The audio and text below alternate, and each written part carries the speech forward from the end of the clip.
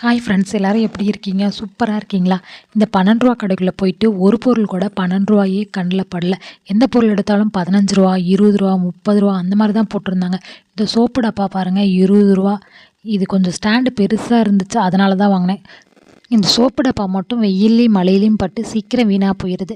அதுக்கப்புறம் இந்த தோடோட பட்டன் தான் எடுத்திருந்தேன். இதில் 3 வெரைட்டி பட்டன் இருந்தது. ஒன்று பெருசு, ஒன்று சின்னது, அப்புறம் சின்னதுலேயே கொஞ்சம் தடிமனாக இருந்தது. 3 விதமாக இருந்ததுனால சரி இதில் ஒரு பாக்கெட் எடுத்தாச்சு.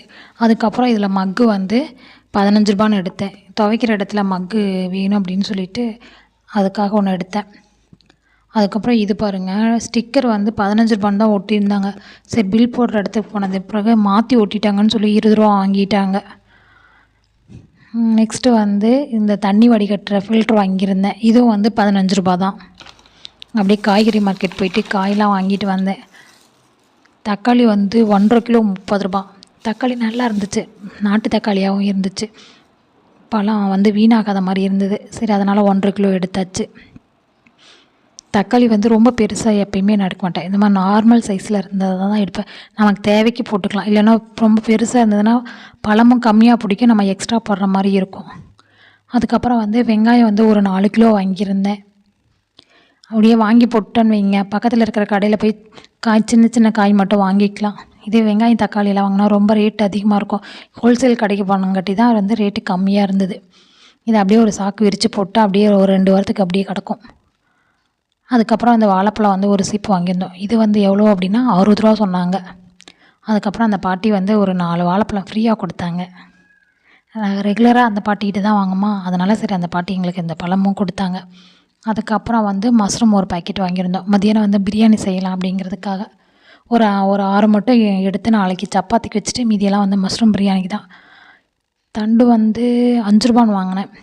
சில்லறை இல்லாமல் தண்டு 5 ரூபாய்க்கு கொடுத்துட்டாங்க. அதுக்கப்புறம் வந்து சொரக்காய் எடுத்திருந்தேன். சொரக்காய் வந்து 10 ரூபான்னு எடுத்திருந்தேன். காயில் அந்த தடவை என்னென்னு தெரியல, கூரில் நல்லா இருந்துச்சு, அதனால எல்லாம் 10 ரூபா கூறாக எடுத்தாச்சு. சொரக்காய் வந்து பிஞ்சு சொரக்காயாக தான் இருந்துச்சு.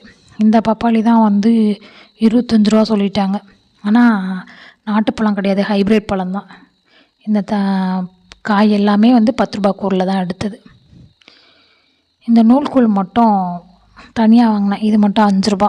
ஒன்று மட்டும்தான் வாங்கினேன் சாம்பாருக்கு போடுறதுக்காக. பச்சை மிளகாவும் 10 ரூபா, பாவக்காய் 10 ரூபா, கத்திரிக்காய் 10 ரூபா, நெல்லிக்காய் 10 ரூபா, எல்லாமே 10 ரூபா தான். அதுக்கப்புறமா வந்து மஷ்ரூம் பிரியாணி வந்து செஞ்சாச்சு. வாங்க எங்கள் வீட்டுக்கு சாப்பிட்றதுக்கு. அதுக்கப்புறம் வந்து கொஞ்சம் நேரம் படுத்திருந்துட்டு ரசப்பொடி அரைக்கிறதுக்கு ரெடி பண்ணிகிட்டு இருந்தேன். காலையிலேருந்து காற்று கம்மியாக இருந்தது, வெயிலும் அடிச்சது. கொஞ்சம் மாடியில் போய் எல்லாத்தையும் காய வச்சு அரைச்சி எடுத்து வச்சுட்டேன். அடுத்தது வந்து மழைக்காலம் வந்துடும், அரைக்க முடியாது அப்படிங்கிறதுக்காக அரைச்சி இந்த மாதிரி டப்பாவில் ஸ்டோர் பண்ணி வச்சுட்டேன். இது வந்து நெக்ஸ்ட் டே விலாகு. அடுத்த நாள் வந்து கோயிலுக்கு கொண்டு போகிறதுக்காக கொஞ்சம் பழம் இதெல்லாம் வாங்கிட்டு வந்திருந்தேன். இலை வாங்கியிருந்தேன், தலைவாழை இலை 1. அதுக்கப்புறம் வீட்டில் படைக்கிறதுக்கு ஒரு சீப்பு வாழைப்பழம், கோயிலுக்கு கொண்டு போகிறதுக்கு ஒரு சீப்பு வாழைப்பழம் வாங்கியிருந்தேன். படைச்சிட்டு உடனே கோயிலுக்கு போகிறதுனால ஃப்ரூட்ஸ்லாம் எதுவும் வாங்கலை. அப்படியே வச்சுட்டு போனால் வீணாயிரும், அடுத்த நாளும் வரமாட்டோம். மறுபடியும் மண்டே அன்றைக்கி தான் வருவோன்னு சொல்லிட்டு ஃப்ரூட்ஸ்லாம் எதுவுமே வாங்கலை. இதில் வந்து என்ன வச்சுருந்தேன் அப்படின்னா, இதை வந்து கோயில் கொண்டு போகிறதுக்காக வெத்தலை பாக்கு. வீட்டில் வந்து வெத்தலை செடி இருக்குது, அது பொறிச்சா சீக்கிரம் வாடிடுது வெத்தலை. அதனால் சரி இது வந்து வீணாகாது அப்படின்னு சொல்லிட்டு இதில் ஒரு பாக்கெட் வாங்கிட்டேன். இதில் வந்து என்ன இருக்குது அப்படின்னா, மஞ்சள் கிழங்கு இருக்குது, மஞ்சளும் குங்குமமும் போட்டு கொடுத்தாங்க. இது வந்து 10 ரூபான்னு வாங்கினேன். இதுவும் வந்து கோயிலுக்கு தான் கொண்டு போகிறது.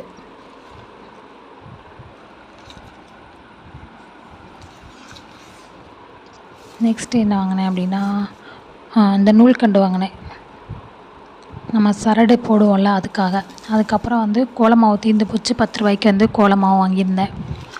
நெய் வந்து 1/2 லிட்ரு வாங்கியிருந்தேன் கோயிலுக்கு கொண்டு போகிறதுக்காக. நெய் தீபம் போடணும், எங்கள் கோயிலில் வந்து நெய் தீபம் தான் போடணும், அதனால் வந்து 1/2 லிட்ரு நெய் வாங்கியிருந்தேன். 1/2 லிட்ரு எவ்வளோ அப்படின்னா 310 ரூபா.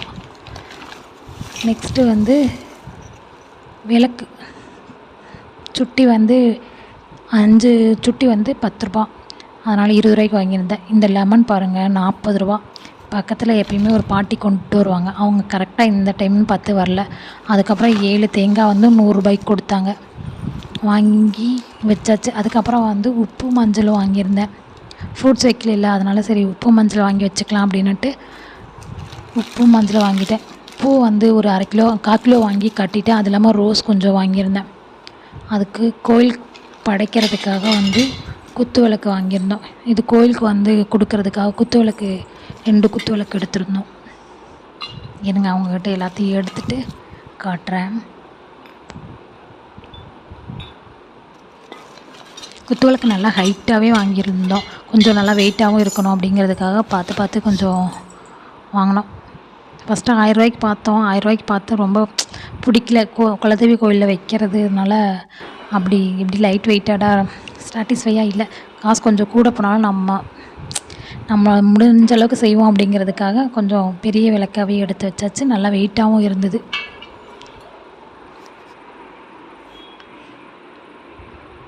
விளக்கு எப்படி இருக்குன்னு பார்த்துட்டு சொல்லுங்கள்.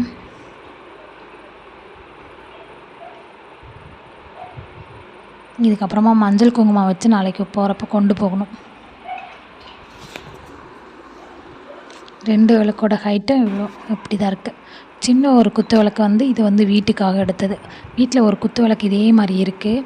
அது ஒத்த விளக்கு வைக்கக்கூடாது அப்படிங்கிறதுக்காக சரி இன்னொரு விளக்கும் வாங்கிட்டோம். அடுத்த நாள் வந்து வீட்டில் வந்து படைச்சிட்டோம். எங்களுக்கு பைப்லேருந்து டேரெக்டாக போர்லேருந்து வர இடத்துல வந்து ஒரு படையல் போட்டு எப்பயும் போல் பூஜை ரூமில் வந்து விளக்கு பருத்தி சாமி கும்பிட்டாச்சு.